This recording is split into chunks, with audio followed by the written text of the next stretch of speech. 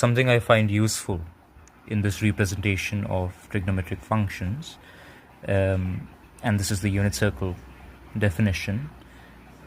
Here the lines represent the trigonometric functions, and you see all the triangles here, they are all similar, and that means the basic proportionality theorem does apply. Also, they are Pythagorean triplets. So you could take each triplet and arrange it in a table like so, based on the similarity criterion. Here it would be the angle triplet criterion, and here you see this is any line in any triplet that is between theta and 90.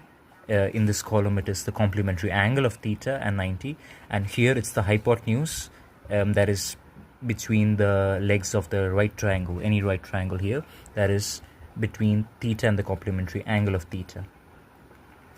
And you could have a row which contains only variables. Here r would be the hypotenuse that is between theta and theta dash. Representing r here would mean that r would coincide with this line, except its magnitude would be different. Anyways, that doesn't matter.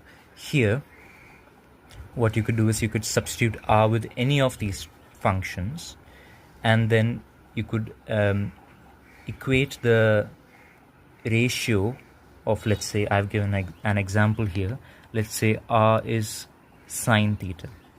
So as r sine theta or r is to y, in the same proportion or in the same ratio is 1 by sine.